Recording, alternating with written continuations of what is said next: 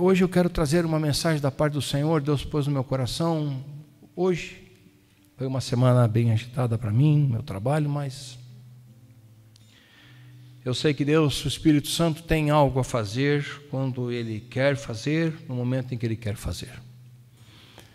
Eu quero ler 3 textos da Palavra de Deus, 3 passagens do Novo Testamento aqui hoje, e depois eu vou, com a ajuda do poder de Deus e do Espírito Santo, falar algo acerca delas. A primeira passagem, se você quiser acompanhar comigo, está no Evangelho de Marcos, capítulo 10,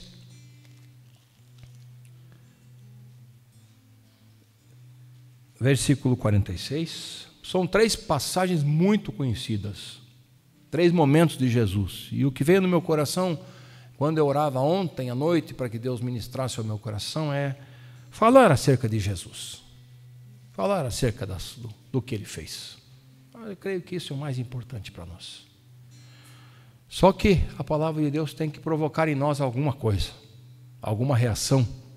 Porque senão ela fica, se ela for muito indolor, ela não adquire o fato de trabalhar em nós. E o mais importante que Deus tem falado ao meu coração é trabalhar a palavra de Deus em nós na prática dela. Ver o que nós estamos passando, ver o que nós normalmente passamos, ou as fases de vida que nós passamos, e Deus possa nos ajudar a enfrentar essas coisas diante da palavra dEle. Eu entendo que isso é a verdade do Evangelho. Não é só... A Bíblia diz que a profecia, ela vem com 3 propósitos. Ela vem para exortar, para consolar e para edificar. Então, uma palavra que não venha com esses 3 propósitos, ela tem uma grande chance de ser origem humana, porque a Bíblia diz acerca dela mesmo que a palavra profética, ou seja, a Bíblia, ela vem para esses 3 pontos. Então ela tem que, e eu falo provocar no sentido bom da palavra provocação, né? Não é no sentido de provocar alguém para que alguém se ire, não. É no sentido de que ela precisa fazer algo em nossas vidas.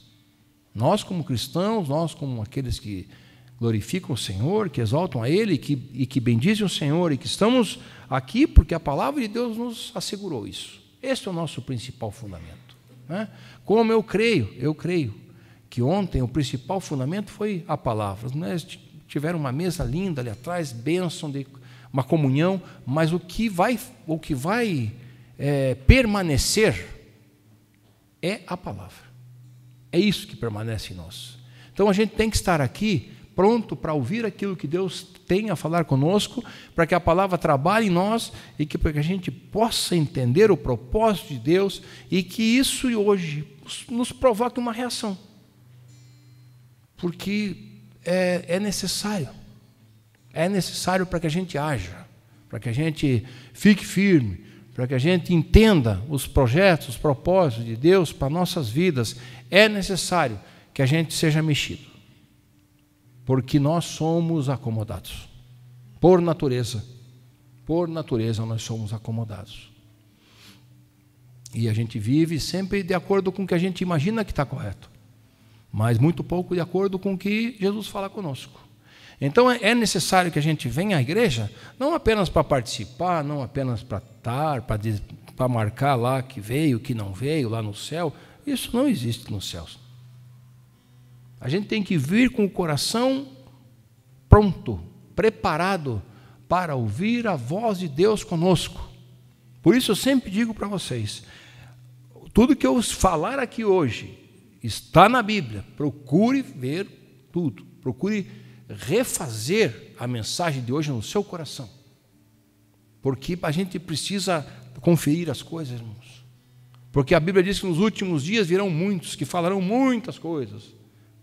Muita coisa que não está na palavra. Então a gente precisa se firmar nessa rocha aqui. E ela tem um nome, que é Jesus Cristo. E ela tem um nome. É Jesus, o Cristo, o Filho de Deus, aquele que é o autor e consumador da fé, aquele que veio, que será para sempre, está ressurreto à destra do Pai, intercedendo por mim e por você. e olhando para nós. Como um dia na cruz ele olhou quando era açoitado e disse: Pai, perdoa, eles não sabem o que fazem. Então hoje eu quero trazer 3 textos que Deus pôs no meu coração, e tem outros que se encaixariam naquilo que eu quero falar, que o Espírito de Deus quer que eu fale. Marcos 10 conta a história do cego de Jericó, muito famoso, que diz assim: depois foram para Jericó.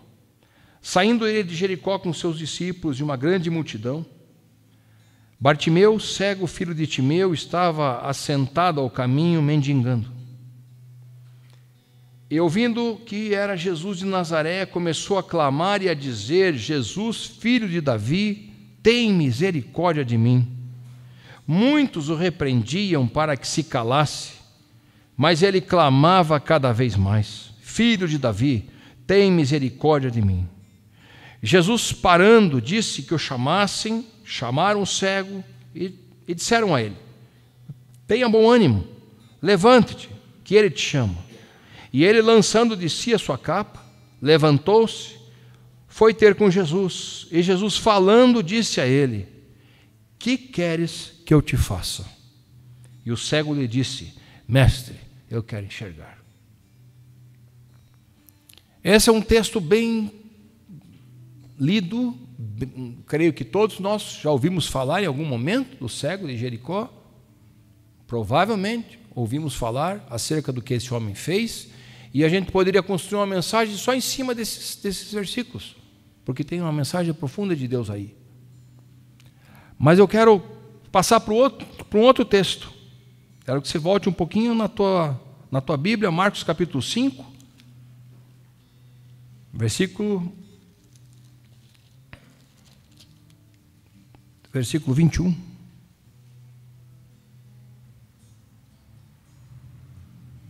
Que diz assim: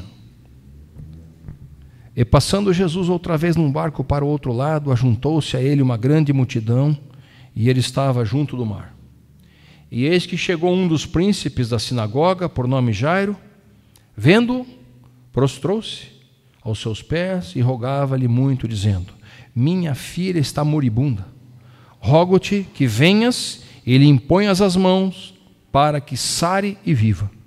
E foi com ele, e seguia-o uma grande multidão que o apertava. O que havia padecido muito com muitos médicos e despendido tudo quanto tinha, nada lhe aproveitando isso, antes indo a pior, ouvindo falar de Jesus, veio por detrás dele, entre a multidão, tocou na sua veste, porque dizia: se tão somente tocar nas vestes do Senhor, sararei. E logo lhe secou a fonte do seu sangue, sentiu no seu corpo estar curada daquele mal. E logo Jesus, conhecendo que a virtude de si mesmo saíra, voltou-se para a multidão e disse: quem tocou nas minhas vestes? E disseram os seus discípulos: vês que a multidão te aperta e dizes: quem me tocou? E ele olhava em redor para ver a que isso fizera. Então a mulher, que sabia o que lhe tinha acontecido, temendo e tremendo, aproximou-se, prostrou-se diante de Jesus e disse-lhe toda a verdade. E ele lhe disse: filha, a tua fé te salvou. Vá em paz e seja curada deste mal. Veja que nessas duas primeiras passagens que a gente leu, nós temos algumas coisas em comum ali. E se eu pudesse trazer um título para hoje, eu traria 3 frases, eu vou ler a terceira, 3 frases que Jesus falou que podem mudar a vida de uma pessoa.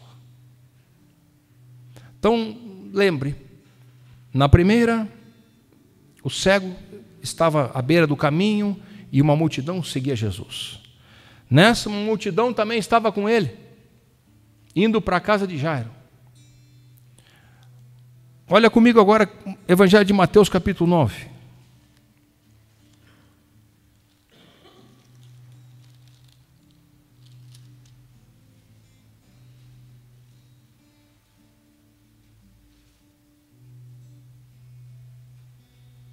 Entrando no barco, passou para outra margem e chegou à sua cidade, Cafarnaum. Jesus morava em Cafarnaum por algum tempo. E eis que lhe trouxeram um paralítico deitado numa cama. E Jesus, vendo a fé daqueles homens, disse ao paralítico: Filho, tenha bom ânimo, perdoados estão os teus pecados. Os outros evangelistas narram essa mesma história como numa casa lotada de pessoas, e os amigos desse paralítico o trouxeram e tiveram que entrar pelo telhado e colocar aquele homem na frente de Jesus. Subiram com aquela maca e desceram a maca na frente de Jesus.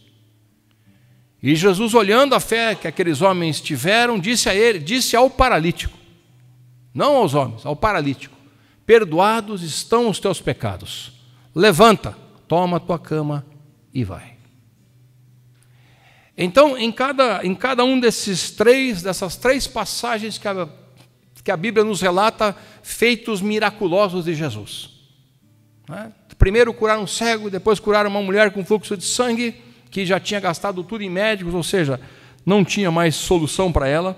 E agora aqui, um homem paralítico, onde seus amigos têm que colocá-lo na frente, subir no telhado da casa, tirar o teto e descer aquele homem na frente de Jesus. E o mais importante desses três textos são as três frases que Jesus fala. São as três frases que Jesus narra para cada uma das situações, para cada um daqueles momentos. No primeiro, quando ele olha o cego, ele pergunta para o cego. Quando o cego grita, Bartimeu grita, clama, e Jesus olha para ele e fala: que queres que eu te faça hoje? Na outra, Jesus está no meio da multidão, a multidão apertando, vem aquela mulher do fluxo de sangue, consegue passar entre as pessoas e nem toca em Jesus, toca na orla das suas vestes, ou seja, bem aqui embaixo. Jesus para tudo que ele estava fazendo e pergunta: alguém me tocou, porque de mim saiu virtude, alguma coisa aconteceu. E os discípulos, entre aspas, cheios de fé, falaram: Jesus, mestre, como é que nós vamos saber? Se tem uma multidão aqui. Não, mas existe alguém aqui, porque de mim saiu virtude. Então aquela mulher se aproximou e chegou até próximo de Jesus, e ele falou para aquela mulher: filha, a tua fé te salvou. Vai, porque você está curada deste mal. Na terceira passagem, os homens descem esse paralítico na frente de Jesus, e Jesus não fala outra palavra primeiro, porque tem todo um processo depois disso, mas Jesus, quando olha aquilo, a Bíblia diz, vendo a fé daqueles homens que deixaram aquele homem na frente de Jesus, Jesus disse àquele homem, perdoados estão os teus pecados. E a mensagem para nós hoje é essa, 3 frases que Jesus disse que podem mudar a vida de uma pessoa. Primeira, que queres que eu te faça? Segunda, a tua fé te salvou. Terceira, perdoados estão os teus pecados. Pergunta para nós. Pergunta para cada um de nós hoje. Pergunta que o Senhor faz a mim, faz a você, faz a igreja, faz aqueles que verão esta mensagem pelo YouTube. Se você hoje estivesse na frente de Jesus,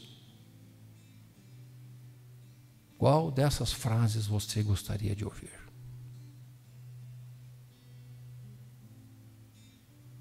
Que queres que eu te faça? A tua fé te salvou. Perdoados estão os teus pecados. Pensa um pouquinho nisso. Se você estivesse diante do Senhor, e o Senhor está aqui através do seu Espírito Santo, se Ele perguntasse para você, se te encontrasse ou à beira do caminho, como foi aquele cego, ou quem sabe indo para a casa de Jairo, ou quem sabe na casa que ele estava em Cafarnaum. Lembre-se que esses 3 episódios, Jesus estava rodeado de uma multidão de pessoas, mas ele falou aquilo para uma única pessoa. E essa única pessoa hoje que Jesus está olhando é você, sou eu. Porque a palavra está falando particularmente comigo e com você hoje. Então, se nós pudéssemos hoje, dependendo do momento em que você está vivendo na sua vida, na sua caminhada, e é uma resposta difícil de se dar, já digo para você de antemão. É uma resposta muito difícil de se dar. Porque se a gente fala, eu quero escolher aqui, Jesus chegue para mim e diga assim, o que queres que eu te faça, Elton? Aí a gente já vai começar a imaginar coisas, né? E a gente já vai começar, nossa mente já vai imaginar que aquele gênio da lâmpada apareceu e disse, você pode fazer um pedido. Por outro lado, se a gente falar assim, a tua fé te salvou, oh, glória a Deus. Eu estou precisando ouvir essa mensagem porque eu estou enfrentando uma dificuldade que é só a minha fé que vai me salvar. Como a Bíblia diz em 2 Coríntios capítulo 5, versículo 7. Paulo diz lá, nós não andamos pelo que vemos, mas andamos pelo que cremos. Ou então, quem sabe, lá no nosso íntimo, a gente preferia que Jesus chegasse para nós hoje e falasse assim, perdoados estão os teus pecados. Toma a tua cama e vai. Continua teu caminho. Então, quando eu preparava essa mensagem, eu entendi de Deus que é uma pergunta difícil de se responder.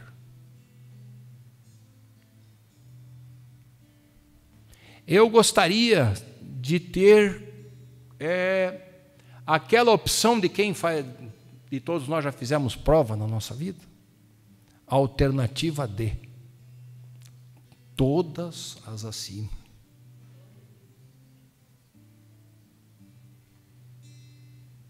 Quem sabe a gente gostaria de ir lá e marcar um xizinho.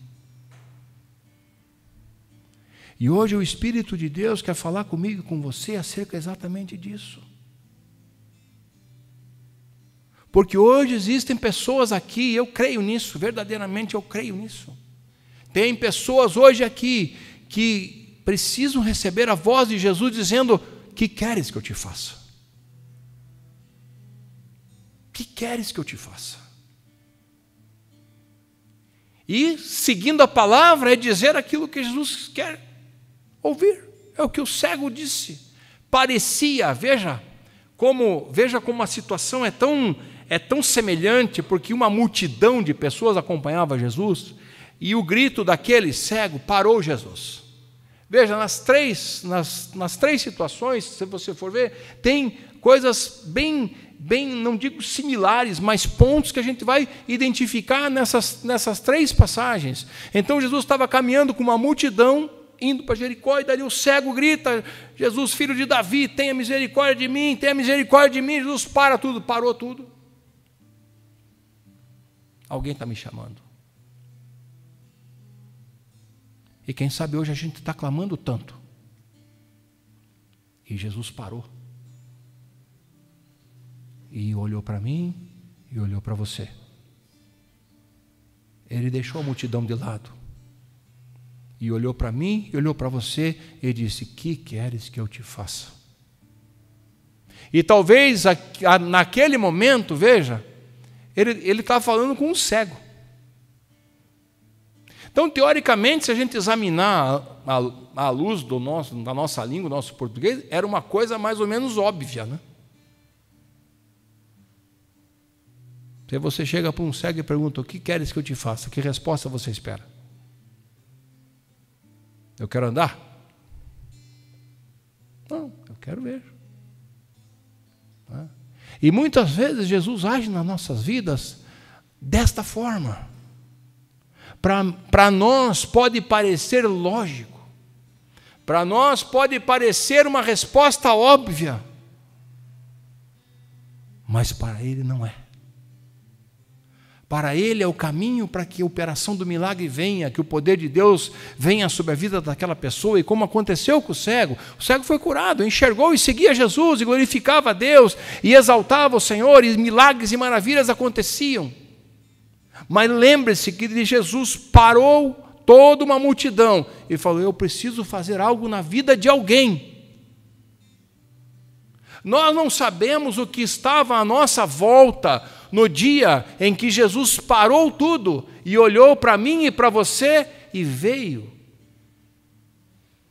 ao teu encontro, ao meu encontro. Porque de nós mesmos, digo para vocês, seria muito difícil isso acontecer. Mas ele hoje está aqui dizendo exatamente essa frase: que queres que eu te faça? Como uma condição geral para nós aqui hoje, mas falando particularmente com cada um de nós. Seguindo o que nós lemos, Jesus estava indo para a casa de Jairo de que forma? Rodeado de uma multidão de pessoas. Tinha uma multidão de pessoas lá, com ele, andando com ele.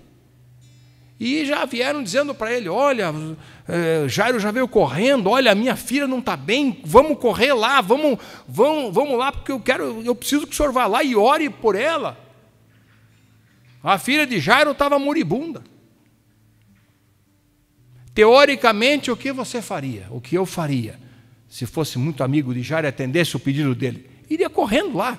Não, vamos lá, rápido, como a gente já faz. Se algum parente teu, algum filho teu liga: ó, pai, estou passando dificuldade, mãe, está acontecendo isso aqui, o que você faz? Você larga tudo que você está fazendo e corre lá atender.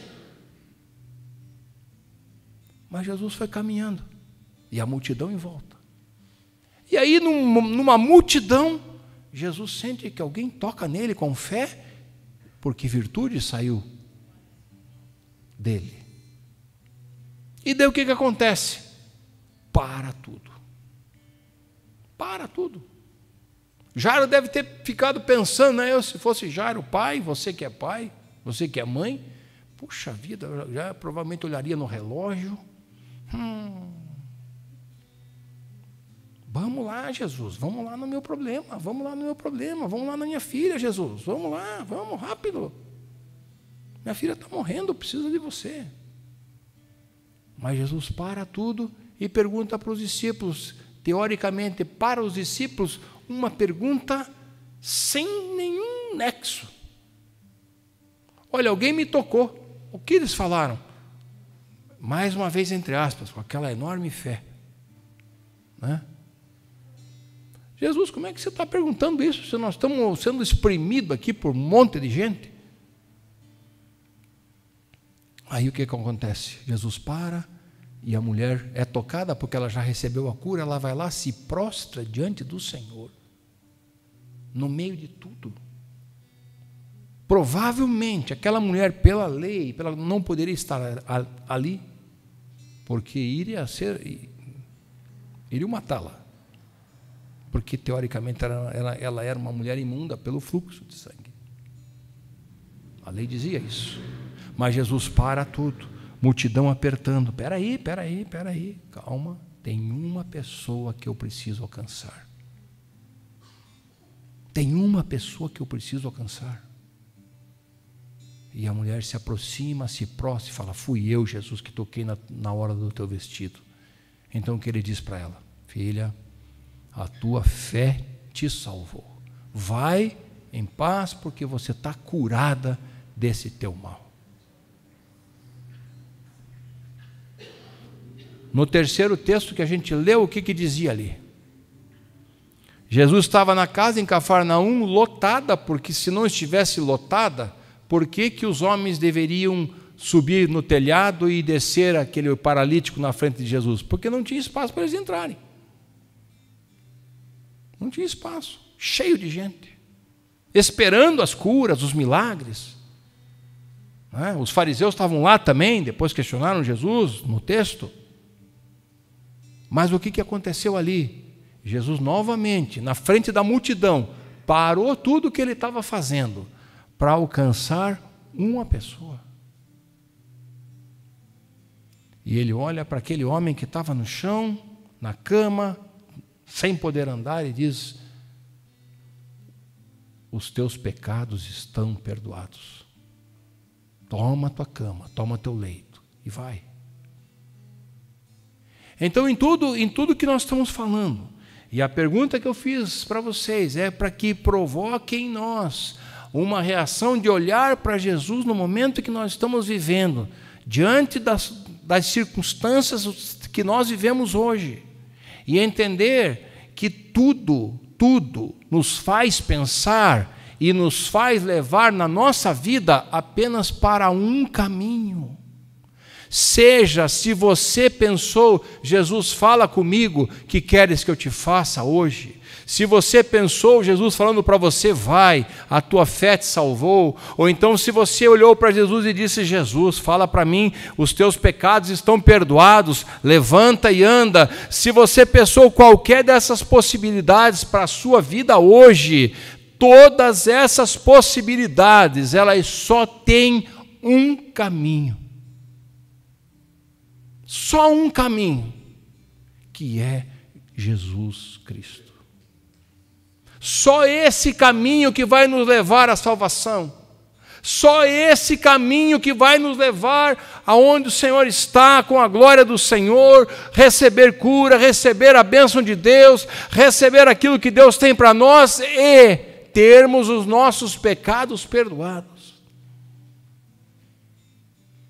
Jesus já fala lá no Sermão da Montanha, Mateus capítulo 6, perdoe, para que vocês sejam perdoados também.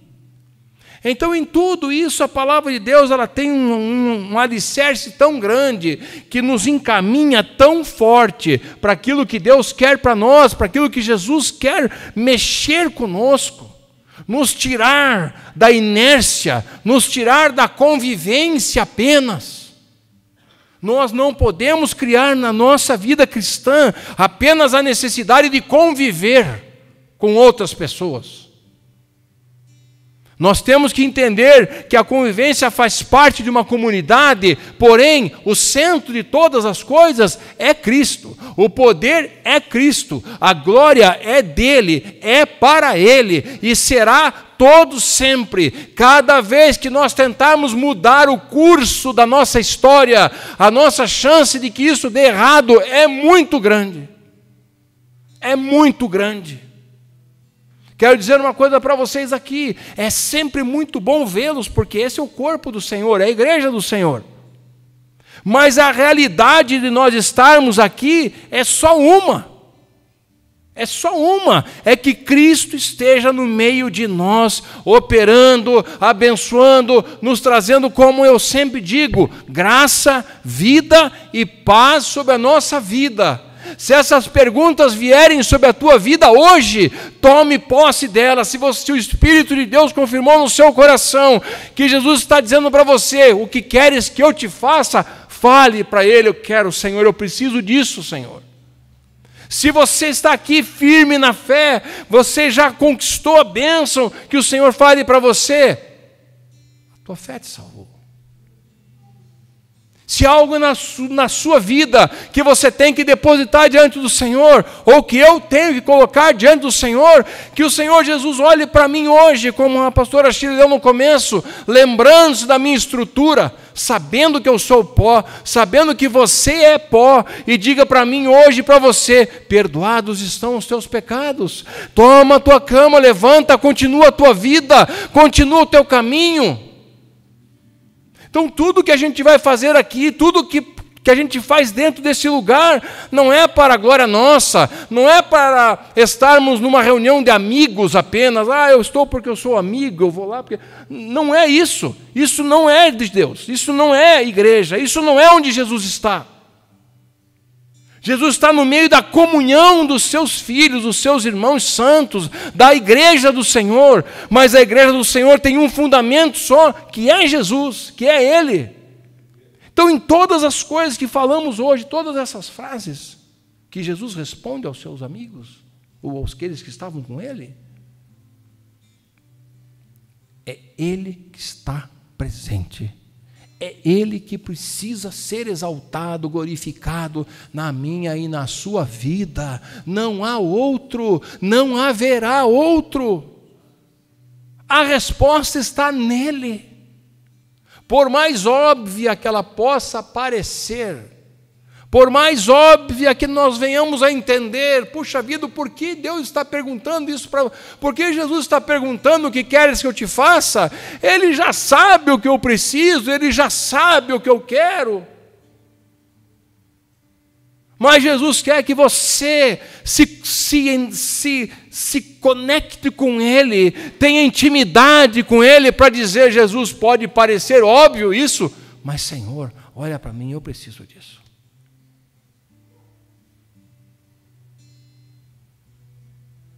Eu preciso de fé, Senhor.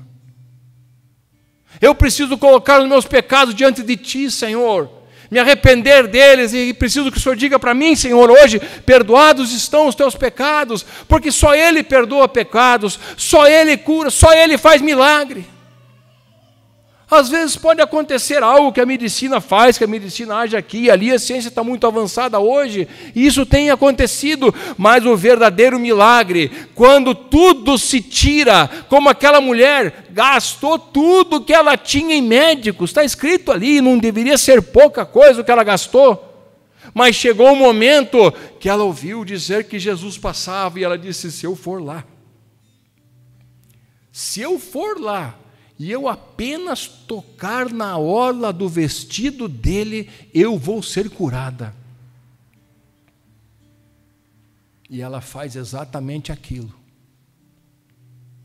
A presença de Jesus provocou uma reação, ouça bem, a presença de Jesus provocou uma reação em Bartimeu, provocou uma reação na mulher do fluxo de sangue, e provocou uma reação naqueles homens que sabiam que o seu amigo estava paralítico, levarem aquele homem e ele ir até a frente de Jesus. A questão é, aonde está Cristo? Onde Ele está? Precisa haver em nós uma reação, porque a presença de Jesus, meus irmãos, nunca vai passar despercebida. Jamais a presença de Jesus vai passar despercebida. Alguma coisa vai acontecer. Alguma coisa Ele vai fazer, alguma coisa. Leia os evangelhos, leia a palavra de Deus, acompanhe em tudo. Por onde Ele passava, as coisas mudavam. Então o nosso caminho, irmãos, o Espírito de Deus nos fala hoje isso, e o Espírito Santo tem que mexer em nós, lá dentro de nós, porque a gente muitas vezes está vivendo dentro da igreja, não percebendo que Jesus está dentro da igreja, ou não percebendo que Jesus está na nossa vida, ou que Ele pode estar. Quem sabe Ele não está agora, mas Ele pode estar. Basta você dizer: sim, eu quero. Sim, eu creio, Senhor, que o Senhor é o meu Salvador, que o Senhor é aquele que me honra, aquele que me guarda, o Senhor é aquele que me protege, o Senhor é aquele que me coloca na fonte da presença do nosso Deus Todo-Poderoso. Isso não quer dizer que nós vamos nos livrar de todas as coisas que acontecem. Homens de Deus passam por enfermidades, mulheres de Deus passaram por enfermidades, homens de Deus passam por dificuldades. O apóstolo Paulo passou por muitas dificuldades. Mas em todas elas, a Bíblia diz que nós somos mais do que vencedores por aquele que nos amou, pelo poder que há no nome de Jesus Cristo. Essa é a nossa essência, irmãos. Nós não podemos perdê-la de forma alguma. Então eu quero dizer para você hoje, que a palavra do Senhor tem que provocar em você uma análise dentro de você, que quem sabe só você saiba. E que também você não precisa contar para ninguém, porque você não precisa estar no meio da multidão para Jesus te enxergar. Se você estiver lá e Ele tiver um propósito para a tua vida, Ele vai te alcançar aonde você estiver.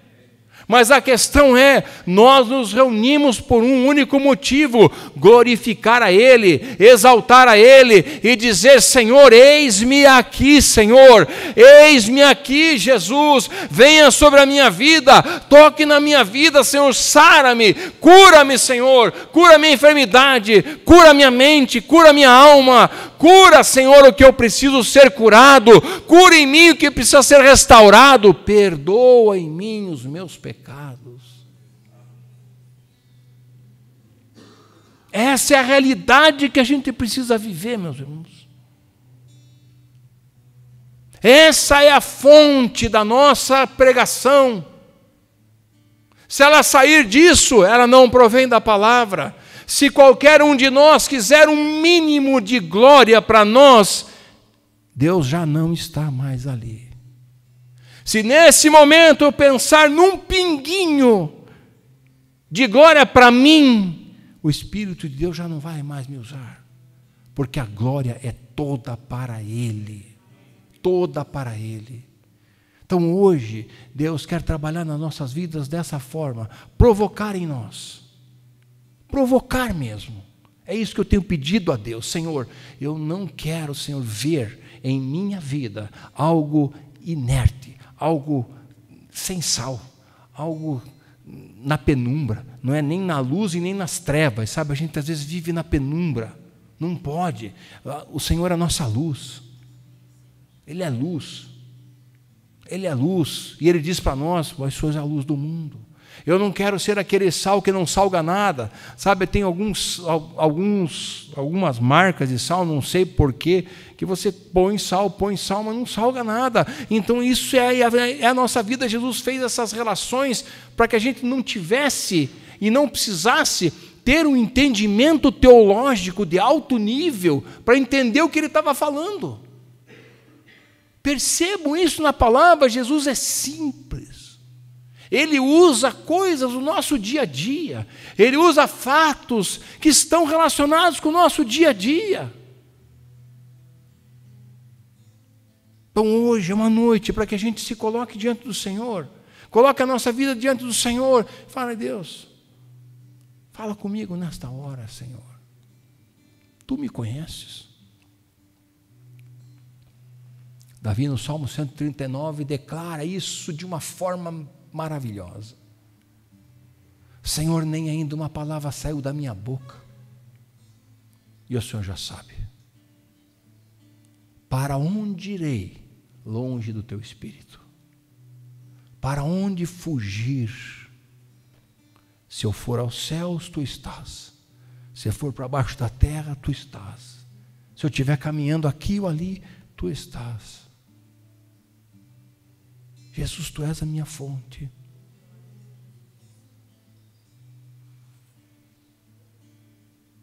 Nós fazemos parte da igreja do Senhor. Somos lavados, remidos no sangue de Jesus. Mas isso não necessariamente quer dizer que a gente está próximo de Deus.